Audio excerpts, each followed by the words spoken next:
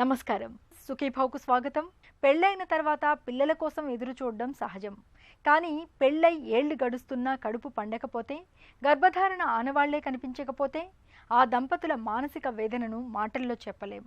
తమ కడుపు పండాలని, పండంటి సంతానం కలగాలని కనిపించిన దేవుళ్ళందరికీ మొక్కులు కడుతూ ఉంటారు. అన్ని రకాల వైద్యాల్ని ప్రయత్నిస్తూ ఉంటారు. అయితే అన్ని సందర్భాల్లోనూ సహజంగా గర్భం ధరించే అవకాశాలు అందరికీ ఉండకపోవచ్చు. ఇలాంటప్పుడు కృత్రిమ గర్భధారణ పద్ధతుల సాయం తీసుకోవాల్సి ఉంటుంది. ఆధునిక వైద్యంలో ఇవాళ ఎన్నో రకాల సంతాన సాఫల్యత చికిత్సలు మనకు అందుబాటులో ఉన్నాయి. వాటిలో ఇన్విట్రో ఫర్టిలైజేషన్ పద్ధతి బాగా ప్రాచుర్యం పొందింది. వాడుకలో ఐవీఎఫ్గా, టెస్ట్ ట్యూబ్ బేబీ పద్ధతిగా పిలిచే ఇన్విట్రో ఫర్టిలైజేషన్ గురించిన పూర్తి వివరాల్ని ఇప్పుడు తెలుసుకుందాం.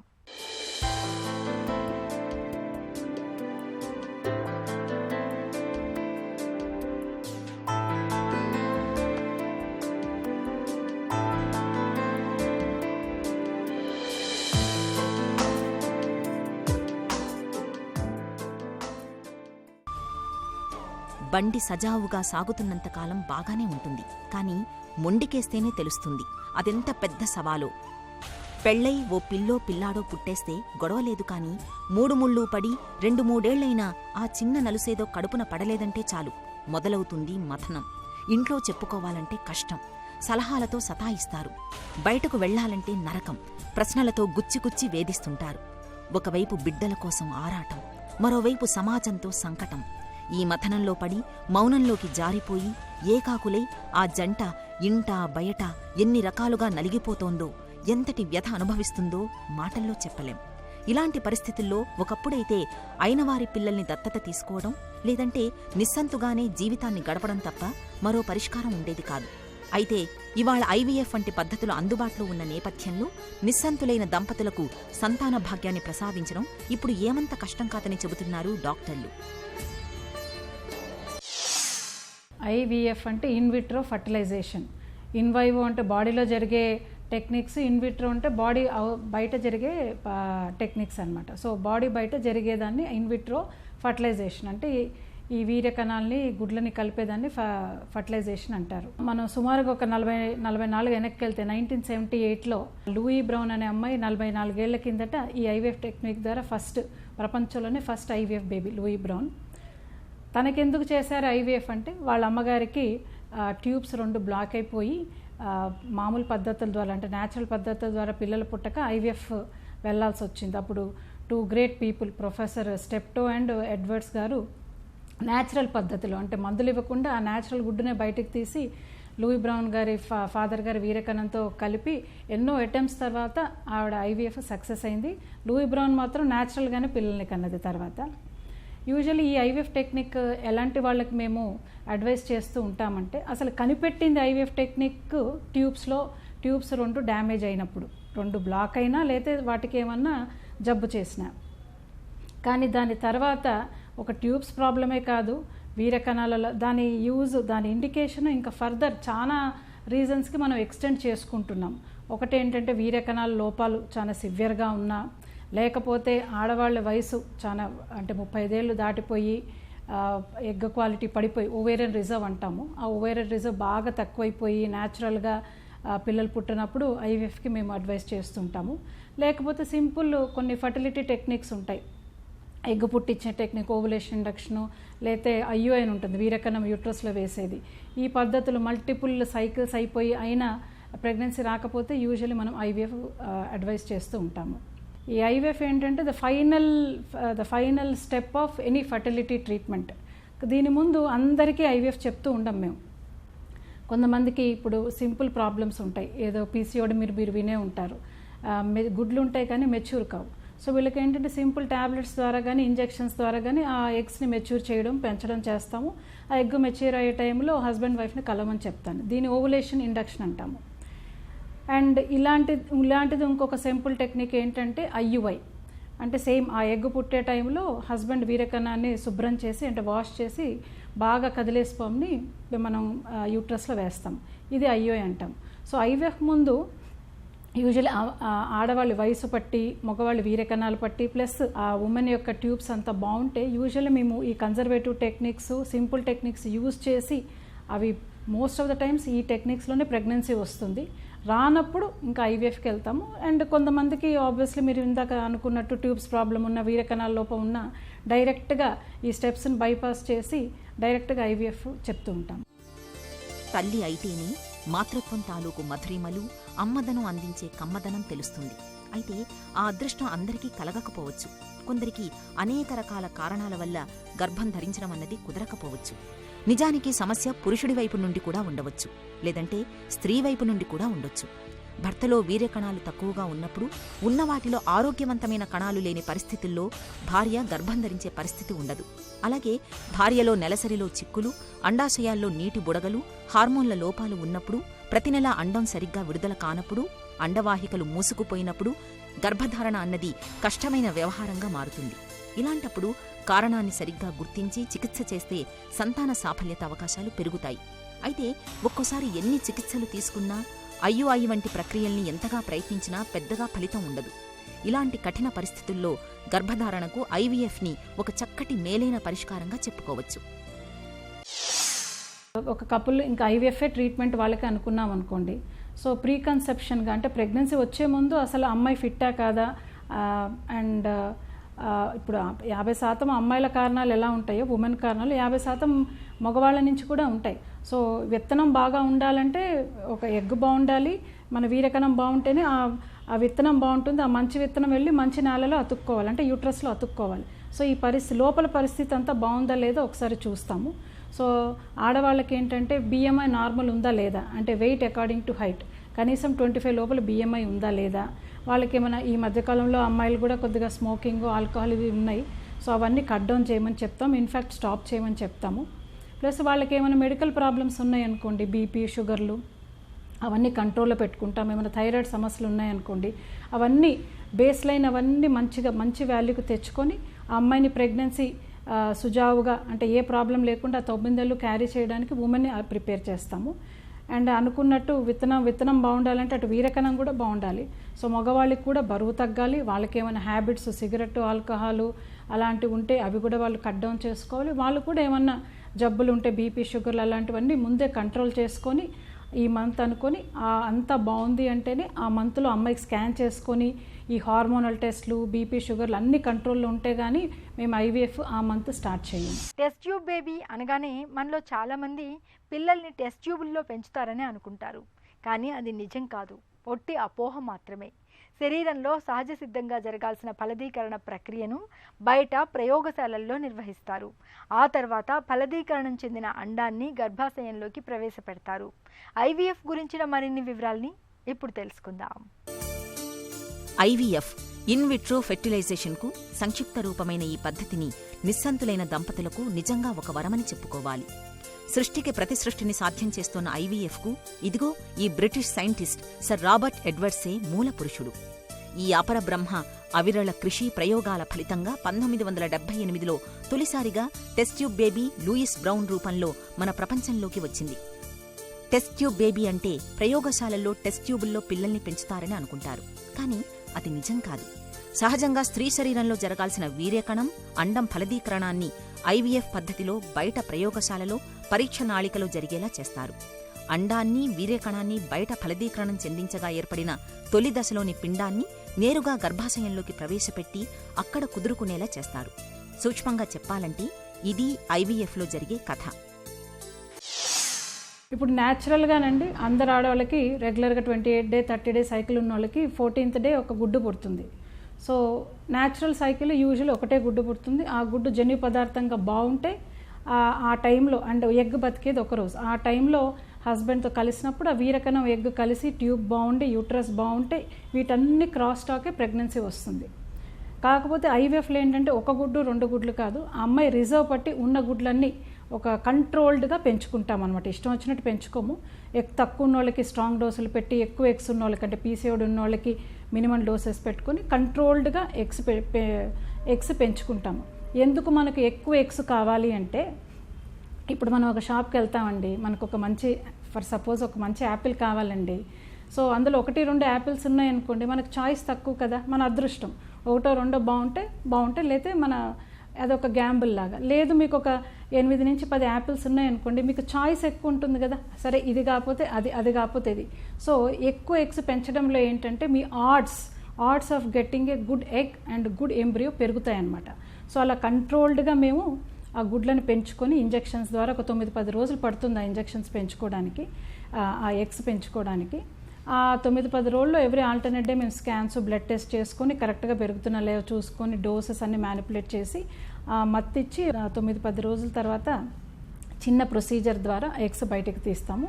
హస్బెండ్ స్పోమ్తో కలిసి ఎంబ్రియోస్ తయారు చేసుకొని తర్వాత ఒక చిన్న ప్రొసీజర్ ద్వారా, పెయిన్లెస్ ప్రొసీజర్, ఎంబ్రియో ట్రాన్స్ఫర్ చేస్తాము. అవి 1-2 ఎంబ్రియోస్ మంచిగా సెలెక్ట్ చేసి యూట్రస్లో పెడతాము. అండ్ పెట్టిన ఒక 10-12 రోజులకి ప్రెగ్నెన్సీ టెస్ట్ ఉంటుంది. సో ఇది ఓవరాల్ ఐవీఎఫ్ జరిగే యూజువలీ మనకి పీరియడ్ టు పీరియడ్. సో ఈ పీరియడ్తో స్టార్ట్ అవుతుంది. నెక్స్ట్ ప్రెగ్నెన్సీ వస్తే పీరియడ్ రాదు, ప్రెగ్నెన్సీ రాకపోతే పీరియడ్ వచ్చేస్తుంది. వయసు రీత్యా ఏమవుతాయి అంటే ఇప్పుడు 30 దాటినాయి అనుకోండి, వాళ్ళకి ఎక్కువ ఎగ్స్ రావు. అండ్ వచ్చినా కానీ 30% ఎగ్స్ జన్యు పదార్థంగా డ్యామేజ్ అయి ఉంటాయి. అదే వయసు తక్కువ అమ్మాయికి ఐవీఎఫ్ చేసామనుకోండి, 25 ఏళ్ళ అమ్మాయికి ఒక 10 ఎగ్స్ వచ్చినాయి అనుకోండి, యూజువల్లీ 30 దాటితే 10 ఎగ్స్ రావు, 25 ఏళ్ళ అమ్మాయికి 10 ఎగ్స్ వచ్చే ఛాన్సెస్ ఎక్కువ ఉంటాయి. అందులో వాళ్ళకు కూడా 25 ఏళ్ళ అమ్మాయికి కూడా అందులో సగానికి సగం ఎగ్స్ జన్యు పదార్థంగా బాగోవు. ఇది ఏంటంటే ఇది నేచర్, దాన్ని మనం ఏమి చేయలేము. అన్ని గుడ్లు ఎవరికీ బాగోవు, 16 ఏళ్ళ అమ్మాయికి కూడా బాగోవు. వయసు రీత్యా ప్రపోర్షన్ ఆఫ్ అబ్నార్మల్ ఎగ్స్ పెరుగుతూ ఉంటాయి. సో ఎన్ని వీలైనంత మట్టికి సేఫ్గా కొన్ని ఎగ్స్ తెచ్చుకుంటాము. అందులో యూజువల్లీ వయసు బట్టి 1-2 బాగుంటాయి, 35 దాటితే. 25 ఏళ్ళు 35 లోపల వాళ్ళకి యూజువల్లీ 3-4 ఎగ్స్ బాగుంటాయి. సో దాని రూపేణా మీకు ఒక 3-4 ఎంబ్రియోస్ మంచిగా రావడం, లేదా 30 దాటిన వాళ్ళకి 1-2 ఎంబ్రియోస్ మంచిగా వస్తాయి. సో ఇలా మల్టిపుల్ ఎగ్స్ నుంచి కొన్ని ఎంబ్రియోస్ వస్తాయి. సో ఆ ఎంబ్రియోస్ మేము 1-2 సెలెక్ట్ చేసి, మనకి ఈ మధ్య రెగ్యులేషన్స్ కూడా వస్తున్నాయి, ఒక వయసు దాటిన తర్వాత అండ్ ఎంబ్రియో క్వాలిటీ బట్టి 1-2 ఎంబ్రియోస్ కొద్దిగా ఎక్కువ పెడతాము. అదే వయసులో ఉన్న అమ్మాయికి, ఇప్పుడు 25 ఏళ్ళు ఉందనుకోండి ఒక అమ్మాయికి, అండ్ అమ్మాయికి మంచి టాప్ క్వాలిటీ ఎంబ్రియోస్ వచ్చినాయి అనుకోండి, అమ్మాయికి 2 పెట్టాల్సిన అవసరం లేదు, 1 పెట్టినా ప్రెగ్నెన్సీ ఛాన్సెస్ బాగానే ఉంటాయి. సంతాన సాఫల్య చికిత్సల్లో ఐవీఎఫ్ను ఒక విప్లవాత్మకమైన చికిత్సగా చెబుతారు డాక్టర్లు. ఈ విధానంలో 30-35% వరకు గర్భం ధరించే అవకాశాలు ఉంటాయి. ఐవీఎఫ్ పద్ధతిలో దంపతులు తమకు పుట్టబోయే చిన్నారులను ప్రయోగశాలలో పిండంగా ఉన్న మొదటి రోజు నుంచే చూసే అవకాశం ఉంటుంది. ఐవీఎఫ్ ప్రక్రియలో నాణ్యమైన పిండాల్ని ఎంచుకునేందుకు వీలుగా ఒకేసారి ఎక్కువ సంఖ్యలో అండాల్ని, వీర్యకణాల్ని ఫలదీకరణం చెందించి మల్టిపుల్ ఎంబ్రియోస్ని పెంచుతారు. ఇంకో అనుకూలత ఏంటంటే ఈ ఐవీఎఫ్ పద్ధతిలో కవలలు పుట్టే అవకాశాలు బాగా ఎక్కువగా ఉంటాయి. నిస్సంతులైన దంపతులు ఒకేసారి 2 లేదా 3 పిల్లలకు తల్లిదండ్రులయ్యే అవకాశం ఐవీఎఫ్తో సాధ్యపడుతుంది. అయితే విప్లవాత్మకమైన ఈ చికిత్సపై మనలో చాలా మందిలో చాలా నమ్మకాలు ప్రచారంలో ఉన్నాయి. వేరే వ్యక్తుల వీర్యాన్ని వాడతారని, చికిత్స బాధాకరంగా ఉంటుందని అనుకుంటారు. నిజానికి ఇవన్నీ ఒట్టి అపోహలే అంటారు డాక్టర్లు. ఐవీఎఫ్ అంటే చాలా మంది పేషెంట్లు వస్తుంటారు మా దగ్గరికి. ఐవీఎఫ్ అంటే ఇంకేముంది, డైరెక్ట్ ఇక బేబీ వచ్చేస్తుంది, ఏదో 100% సక్సెస్ఫుల్ టెక్నిక్ అని. అప్పుడు కనిపెట్టినప్పుడు ఐవీఎఫ్ సక్సెస్ ఎంత అంటే 10%, 15% కన్నా ఉండేది కాదు. కానీ టెక్నాలజీ అడ్వాన్స్ అయ్యి అది 25%, 30% ఇలా పెరిగిపోయింది. ఇప్పుడు వయసు, ఇప్పుడు అమ్మాయికి 25 లోపల ఉంటే, అటు 25 లోపల వాళ్ళ ఐవీఎఫ్కి రావడం చాలా తక్కువ. యూజువల్లీ అమ్మాయి వయసు పట్టి, వీర్యకణాల క్వాలిటీ పట్టి మంచి ఎంబ్రియో వస్తుంది. మంచి టాప్ క్వాలిటీ ఎంబ్రియో వస్తే కనుక ప్రెగ్నెన్సీ శాతం 62 అంటే 60-65% ఉంటుంది. 100% ఎక్కడా ఉండదండి. అండ్ వయసు రీత్యా ఎగ్ క్వాలిటీ తక్కువైనా, లేతే మగవాళ్ళ వీర్యకణం తక్కువైనా ఎంబ్రియో క్వాలిటీ తక్కువైపోతుంది. ఇప్పుడు బీ క్వాలిటీ, సి క్వాలిటీకి ప్రెగ్నెన్సీ ఛాన్సెస్ తక్కువైపోతాయి, 40%, 30%, లేతే ఇంకా తక్కువ ఉంటుంది. సో ఏది చేసినా 60% రావడమే చాలా గొప్ప ఐవీఎఫ్లో. IVF pregnancy is no different from natural pregnancy. మీకు ప్రెగ్నెన్సీ ఐవీఎఫ్ ద్వారా రానివ్వండి, లేదా న్యాచురల్ ద్వారా దానివ్వండి, లోపల బిడ్డ అలాగే ఉంటుంది, నార్మల్గానే ఉంటుంది. సో మీకు న్యాచురల్ ప్రెగ్నెన్సీలో ఎలా ప్రాబ్లమ్స్ ఉంటాయి, ఇప్పుడు ఆడవాళ్ళు వెయిట్ ఎక్కువ ఉండి బీపీ షుగర్లు అన్కంట్రోల్డ్గా ఉంటే వాళ్ళకి ఎలా ప్రాబ్లమ్స్ ఉంటాయి, ఇప్పుడు ఐవీఎఫ్లో కూడా అలాగే వెయిట్ అన్కంట్రోల్డ్గా ఉండి ఏమైనా జబ్బులు ఉన్నాయనుకోండి, హార్మోనల్ సమస్యలు ఉన్నాయనుకోండి, ఆ కాంప్లికేషన్స్ ఉంటాయి. కానీ ఐవీఎఫ్ ద్వారా నాకు ప్రెగ్నెన్సీ వచ్చింది కాబట్టి ఈ ప్రెగ్నెన్సీ చాలా కాంప్లికేషన్స్ రావచ్చు వీళ్ళకి, అలాంటివి ఏమి లేవండి. అవన్నీ అపోహలు. కాకపోతే ప్రెగ్నెన్సీ ముందు అది న్యాచురల్ అవ్వనివ్వండి, ఐవీఎఫ్ అవ్వనివ్వండి, ప్రీ కన్సెప్షనల్ క్లినిక్స్ అని కొత్తగా ఈ మధ్య అన్ని హాస్పిటల్స్లో మేము ఆఫర్ చేస్తున్నాము. అందులో ఏంటంటే ప్రెగ్నెన్సీకి మనం కరెక్ట్గా ఉన్నామా లేదా, husband wife. So pre conceptional కేర్కి వెళ్ళండి అండ్ యూ సీ దట్ మీ అన్ని అన్ని కంట్రోల్లో ఉన్నాయి, అప్పుడు మీరు ఐవీఎఫ్ కానీ మీరు న్యాచురల్ ప్రెగ్నెన్సీ కానీ ప్లాన్ చేసుకోవచ్చు. అప్పుడు ఆ 9 months జర్నీ మీకు సుజావుగా అయిపోతుంది. ప్రతి 5గురిలో ఇప్పుడు 5 మంది ప్రెగ్నెన్సీ ట్రై చేస్తేనండి ఒకరికి ప్రెగ్నెన్సీ వచ్చి మిస్క్యారేజ్ అవ్వచ్చు. అంటే 1 in 20 అనుకోండి, అట్లా 20% మిస్క్యారేజ్ రేట్ ఉంటుంది. So it is so common, అది ఐవీఎఫ్ అవ్వనివ్వండి లేతే అది న్యాచురల్ ప్రెగ్నెన్సీ అవ్వనివ్వండి. సో ఒక మిస్క్యారేజ్ అయిపోయింది కదా, అబార్షన్ అయిపోయింది కదా అని మేము ఇన్వెస్టిగేషన్స్ అవన్నీ అడ్వైస్ చేయము, ఎందుకంటే అది చాలా కామన్. ఐవీఎఫ్లో ఇంకొక 2-3% కొద్దిగా అబార్షన్ రేట్ ఎక్కువ ఉంటుంది, ఎందుకంటే వీళ్ళకి న్యాచురల్గా అసలు ప్రెగ్నెన్సీ రాలేదు. సో మేము బలవంతాన ఎగ్స్ని పెంచేసి ఆ ఎంబ్రియోని పెంచేసి ఇంప్లాంట్ చేస్తాము. సో ఒక్కొక్కసారి ఈ పూర్ క్వాలిటీ ఎంబ్రియోస్ సామాన్యంగా అతుక్కోవు. ఒకవేళ అతుక్కున్నా కానీ సృష్టి ఏంటంటే ఆ ప్రెగ్నెన్సీ నార్మల్గా లేకపోయి అయితే నార్మల్ బేబీ పుట్టలేని ఛాన్సెస్ ఉన్నాయి అనుకోండి, అప్పుడు సృష్టి ఆ ప్రెగ్నెన్సీని అబార్షన్ ద్వారా ఆ ప్రెగ్నెన్సీని ఆపేస్తుంది. సో యాజ్ సచ్ ఐవీఎఫ్లో మిస్క్యారేజ్ మరీ ఎక్కువేం ఉండవు, కొద్దిగా న్యాచురల్ కన్నా కొద్ది శాతం ఎక్కువ ఉంటుంది అంతే. మిగతా సంతాన సాఫల్యత చికిత్సలతో పోలిస్తే ఐవీఎఫ్ విధానంలో కవలలు పుట్టే అవకాశాలు ఎక్కువగా ఉంటాయి. ఇందుకు ప్రత్యేకమైన కారణాలు ఉన్నాయి. అయితే ఐవీఎఫ్ పద్ధతిలో గర్భధారణ జరిగినప్పుడు 9 నెలల పాటు ఆ గర్భాన్ని ఎలా కాపాడుకోవాలి, జీవనశైలి అలవాట్ల విషయంలో ఎలాంటి జాగ్రత్తలు తీసుకోవాలి మొదలైన వివరాల గురించి ఇప్పుడు తెలుసుకుందాం. ఐవీఎఫ్ వంటి సంతాన సాఫల్య చికిత్సతో కడుపు పండటం అపురూపమైన ఘట్టం. ఆ సమయంలో భార్యాభర్తల ఆనందానికి అవధులుండని మాట నిజమే, కానీ దురదృష్టవశాత్తు కొందరికి హఠాత్తుగా గర్భస్రావం జరిగిపోవచ్చు. నిజానికిది కేవలం సాఫల్య చికిత్సలకు సంబంధించిన సమస్య మాత్రమే కాదు. సాధారణంగా గర్భం ధరించిన వారిలోనూ 15% మందికి మధ్యలోనే ఇలా అయ్యే అవకాశం ఉంటుంది. ముఖ్యంగా 80% మందిలో పిండంలో ఏదో ఒక లోపం ఉండటం వల్లే గర్భస్రావాలు జరుగుతుంటాయి. అయితే ఒకసారి ఇలా గర్భస్రావమైన వాళ్లు ప్రతిసారి ఇలాగే జరగొచ్చని భయపడుతూ మళ్లీ చికిత్సలకు వెళ్లేందుకు వెనకాడుతుంటారు. కానీ నిజానికి 5-6 సార్లు గర్భస్రావమైనా ఆ తర్వాత గర్భం ధరించిన వాళ్లూ ఉంటారు. కాబట్టి ఇలాంటి ఉత్పాతాలను ఎదుర్కొనేందుకు ముందు నుంచే మానసికంగా సన్నద్ధమవ్వాలి. కొంతమందికి అన్ఫార్చునేట్లీ ఎన్ని మల్టిపుల్ ఐవీఎఫ్ సైకిల్స్ అవుతాయి, కానీ వాళ్ళకి బ్యాడ్ లక్ ఐవీఎఫ్ ఫెయిల్ అవుతుంది. సో ఆబ్వియస్లీ మేము వాళ్ళు చూసేది ఎందుకంటే ఎందువల్ల ఈ ఐవీఎఫ్ ఫెయిల్ అయింది వాళ్ళకి. ఐవీఎఫ్ అంటే ఇది ఫైనల్ స్టెప్, ఇంకా ఫర్టిలిటీ ట్రీట్మెంట్లో దీనికన్నా అడ్వాన్స్డ్ ట్రీట్మెంట్స్ అంటూ ఇంకా ఇప్పటివరకు అయితే కనిపెట్టలేదు, ఫ్యూచర్లో చూద్దాము. సో అయినా కానీ ఐవీఎఫ్లు అయిపోయి ఫెయిల్ ఎందుకు అవుతుందంటే ఏమైనా ఎగ్ లోపమా అని చూస్తాము, లేకపోతే ఏమైనా వీరకణ లోపమా, విత్తనం లోపమా, నేల లోపమా. విత్తనం అంటే ఎగ్, స్పర్మ్. సో ఏమైనా ఎగ్ క్వాలిటీ పూర్ వచ్చిందా, లేకపోతే ఆ ఐవీఎఫ్ సైకిల్స్లో హస్బెండ్ నుంచి వచ్చే వీరకణం పూర్ క్వాలిటీ ఉందా, లేకపోతే విత్తనం బాగానే ఉంది అంటే ఎంబ్రియోస్ బాగానే వస్తున్నాయి, ఏ క్వాలిటీయో లేదా బి క్వాలిటీ వస్తున్నాయి, కానీ మరి నేల పరిస్థితి అంటే యూట్రస్ పరిస్థితి ఏమైనా బాగాలేదో చూసుకుంటాం. అంటే యూట్రస్లో ఏమన్నా చిన్న చిన్న మాంసం ముద్దల్లాగా పాలిప్స్ అంటాం, అలాగే ఏమైనా ఉన్నాయా ఐవీఎఫ్ సైకిల్స్లో అన్నోటిస్డ్. యూజువల్ ఇలాంటివి ఉంటే ముందే మేము ట్యాకిల్ చేస్తాము. ఒక్కోసారి అన్నోటిస్డ్గా చిన్న చిన్న ఏమైనా ఉండిపోయినాయా, లేకపోతే యూట్రస్లో ఏమన్నా రక్త ప్రసరణ సరిగ్గా లేదా, అంతే రక్త ప్రసరణ ఎందుకు సరిగ్గా లేదంటే ఏమైనా ఎడేషన్స్ ఉన్నాయా టీబీ వలన. సో ఇవన్నీ యూట్రస్లో ఏమన్నా ఫాల్ట్స్ ఉన్నాయా, గడ్డలు ఉన్నాయా, ఫైబ్రాయిడ్స్ ఉన్నాయా, ఇవన్నీ చూసుకుంటాము. ఒక్కోసారి 50% మందికి కారణం ఉండొచ్చు, 50% మందికి ఏ కారణమో తెలీదు, అన్నీ బాగానే ఉంటాయి, వాటిని ఇంప్లాంటేషన్ ఫెయిల్యూర్ అంటాం. అంటే విత్తనం బాగుంటుంది, నేల బాగుంటుంది, ఈ రెండింటికి మధ్యలో ఎందుకో క్రాస్ టాక్ కాదు, ఐవీఎఫ్ వాళ్ళకి సక్సెస్ కాదు. కాకపోతే కొన్ని 50% తెలిసిన వాళ్ళలో, కారణాలు తెలిసిన వాళ్ళలో సో ఆబ్వియస్లీ ఏదో ఒకటి మనం మార్చాలి. మళ్ళీ 3వ సైకిల్, 2వ సైకిల్, 5వ సైకిల్, ఎందుకంటే ఐవీఎఫ్ లక్షల్లో కూట్టుకునే ట్రీట్మెంట్ ఇది. మీరు ఇలాగే చేయించుకుంటూ పోవడం కన్నా సొల్యూషన్ ఏంటంటే ఎగ్ లోపం ఉందనుకోండి, ఎగ్ క్వాలిటీ తక్కువ ఉందంటే యూజువల్లీ మేము ఎగ్ డొనేషన్ ఆఫర్ చేస్తాం. అంటే ఇంకో పడుచమ్మాయి దగ్గర గుడ్లు తీసుకొని, లేకపోతే వీరకణాల్లో చాలా లోపాలు ఉన్నాయనుకోండి, అప్పుడు మేము వేరే వాళ్ళ దగ్గర నుంచి స్పర్మ్ తీసుకోమని అడ్వైస్ చేస్తాము. సో విత్తనం మార్చడానికి ట్రై చేస్తాం, ఎగ్ ద్వారా కానీ వీరకణం ద్వారా కానీ. లేకపోతే యూట్రస్లో ఏమైనా ఫాల్ట్స్ ఉన్నాయి, అవి కరెక్టబుల్ స్టేజెస్లో లేవు, అంటే ఒక్కోసారి ఎడేషన్స్ మనం ఎంత కరెక్ట్ చేసుకున్న వాటిలో రక్త ప్రసరణ సరిగ్గా ఉండదు.